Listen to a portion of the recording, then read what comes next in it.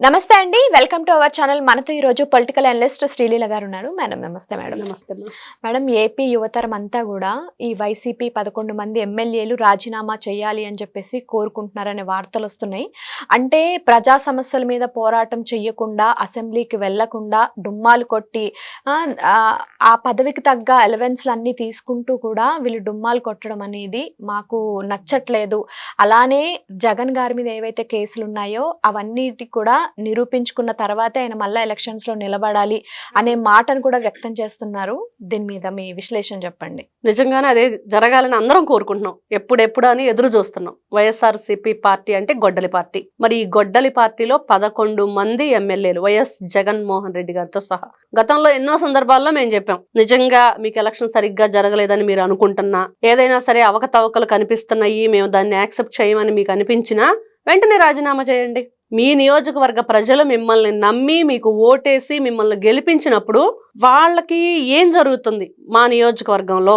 మరి వాళ్ళకి కావాల్సింది మేము అసెంబ్లీ సాక్షిగా ఇప్పుడున్న ప్రభుత్వానికి చెప్పాలన్నా, ఆ సమస్యల మీద అక్కడ ఏదైనా సరే ఒక విశ్లేషణ జరగాలన్నా ఏం చేయాలి? వీళ్ళు అసెంబ్లీకి వెళ్ళాలి. ఎందుకు వెళ్ళట్లేదు అనంటే భయం అంట జగన్మోహన్ రెడ్డి గారికి. ఆ భయం ఎందుకు వచ్చిందంటే 2019-24 మధ్య వాళ్ళు అసెంబ్లీ సాక్షిగా చేసిన ఒక భయంకరమైన రాక్షస క్రీడ అయితే ఉందో అలాంటిది మళ్ళీ మా మీద, మమ్మల్ని కూడా ఇప్పుడు మనం జూనియర్స్ సీనియర్స్ ర్యాగింగ్ జరుగుతూ ఉంటుంది కదా, అంటే ర్యాగింగ్ అని చెప్పలేము దీన్ని, అంతకంటే దాటిపోయారు వీళ్ళు. చాలా అమానుషంగా ప్రవర్తించారు. మానవత్వం అనేది మర్చిపోయారు ఆ రోజున గొడ్డల పార్టీ వాళ్ళందరూ కూడా.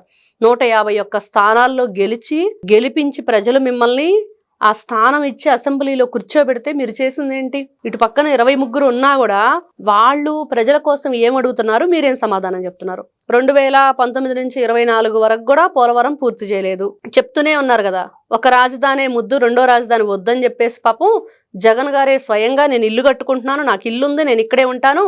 మరి నారా చంద్రబాబు నాయుడు గారికి ఇల్లు లేదు కదా, కాబట్టి అమరావతి రాజధాని అని చెప్పిన వ్యక్తి 3 రాజధానులు అని చెప్పాడు. ఇప్పుడు మావిగాని అంటున్నాడు, మొన్న వచ్చేసి ఏదో విజయవాడ సరిపోయింది కదా అని అంటున్నాడు. అంటే అతనికి ఒక స్టెబిలిటీ అనేది లేదు, మెంటల్ డిజార్డర్తో ఉన్నాడు. అంటే కాసేపట్ల సిసిడి కూడా ఉందంట అతనికి, క్రెడిట్ చోరీ డిజార్డర్. దాంతో కూడా బాధపడుతున్నాడు. ఆ జబ్బు లక్షణాలు ఏంటంటే ఈ రోజు వచ్చిన ఈ స్టీల్ ప్లాంట్ ఏదైతే అది కానివ్వండి, రాయల్ ఎన్ఫీల్డ్ కానివ్వండి, గూగుల్ డేటా సెంటర్లు, ఇవన్నీ కూడా నేను తెచ్చినవి ఈ రోజున కూటమి ప్రభుత్వం చోరీ చేసింది, నా క్రెడిట్ ని చోరీ చేసిందని చెప్పుకుంటున్నాడు. ఇన్ని రకాల ఇబ్బందులు ఉంటూ వీళ్ళు అసెంబ్లీకి రాకుండా ప్రజల సొమ్ముని చక్కగా జీతభత్యాలు తీసుకుంటున్నారు. మీరు అంటున్నట్లుగా ఆ టీఏలు ఏదైతే ట్రావెలింగ్ అలవెన్స్ ఉందో అది కూడా శుభ్రంగా పుచ్చుకుంటున్నారు. ఎక్కడ తిరిగినా ఈ రోజున మా సొమ్ముతో తిరుగుతున్నారు మీరు, మేము కష్టపడి మేము సంపాదించుకున్న దాంట్లో మేము కడితే దానికి శిస్తూ మీరు బతుకుతున్నారు, మరి ఎందుకు మీరు మమ్మల్ని పట్టించుకోరు అనేది ఈ రోజున ప్రజలు అడుగుతుంది. అధికారంలో ఉన్నప్పుడు జగన్మోహన్ రెడ్డి ఏం చెప్పాడు? మేము మద్యం అనేది లేకుండా చేస్తాము, ఉద్యోగం ఏదైతే ఈ మెగా డిఎస్సి ఉందో అది ఇస్తాము, ఆ జాబు క్యాలెండర్ రిలీజ్ చేస్తాము, యువతకి భరోసా ఇస్తాము, ఈ మద్యం అనేది లేకుండా చేసినప్పుడే మళ్ళీ నేను వచ్చి ఓట్లు అడుగుతాను, అప్పుడే మీరు నన్ను గెలిపించండి అని. మరి మద్యం అనేది ఎక్కడ లేకుండా చేసావు? మద్యాన్ని ఏరులై పారించావు, బ్రాండ్స్ని తెచ్చావు, ఎప్పుడూ లేని కొత్త విధానాలన్నీ అమల్లోకి వచ్చినాయి. ఎవ్వరం కూడా కనీ విని ఎరుగని రీతిలో అసెంబ్లీ జరిగింది. భయంకరంగా వీళ్ళ బూతులేంటో ఆ రోజున విన్నాము. మహిళల పట్ల అమానుషంగా ప్రవర్తించిన తీరు చూసాము. ఈ రోజున 11 మంది ఉండి మీరేం చేస్తున్నారు? ఆ రోజున 151 మంది ఉన్నా ఒకటే, ఈ రోజున 11 మంది ఉన్నా ఒకటే. ఉపయోగం ఏమీ లేదు రాష్ట్రానికి వీళ్ళ వల్ల. కాబట్టి అనవసరంగా డబ్బులు దండగ ఎందుకు? మీకు ఉంటే ఉండండి, లేదా రిజైన్ చేసి పక్కకు తప్పుకోండి అనేది ఈ రోజున యువతరం అడుగుతుంది. మేము కాక్రోచ్లం అని మొన్న జగన్ చెప్పాడు, ఆంధ్రాలో మేము కూడా కాక్రోచ్లం అని. మీరు కాక్రోచ్లు కాదు, అసలు కాక్రోచ్లు ఉన్నాయి. వాళ్ళు చెప్తారు, సిజేపీ ఏదైతే ఉందో కాక్రోచ్ జనతా పార్టీ, మరి వాళ్ళు అడుగుతున్నారు ఈ రోజున మేము ఇక్కడ కాక్రోచ్లు అని చెప్పి నీకు నువ్వు ప్రకటించుకొని మేమేదో చేస్తాము, అక్కడ ఢిల్లీలో ఏదో చేశారు కదా మేము కూడా ఆంధ్రాలో చేస్తాము అంటే మొన్నే చెప్పుకున్నాం ఏంటిది, పులిని చూసి నక్క వాత పెట్టుకున్నట్లు ఉండిద్ది. ఏం ఉపయోగం మీ వల్ల? ఈ రోజున యువతరం ఏదైతే కోరుకుంటుందో మీరు మాకొద్దు. గతంలో జరుగు జగన్ ఖాళీ చేయి కుర్చీ అని చెప్పేసి ఒక సాంగ్ వచ్చింది, చాలా సూపర్ హిట్ అయింది. ఖాళీ కుర్చీ చేపించే వరకు ప్రజలు ఊరుకోలేదు. ఆ కుర్చీ ఖాళీ చేయాలని చెప్పేసి ఎలా కోరుకున్నారనేది ఆ సాంగ్ చూపెట్టింది.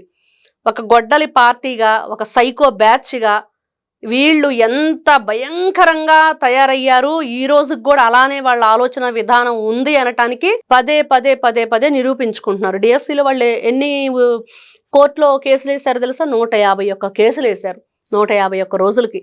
ఆ 151 కేసుల్ని కూడా కోర్టు తీసి పక్కన పడేసింది. ఇవన్నీ కూడా పనికిరాని కేసులు పెట్టారు.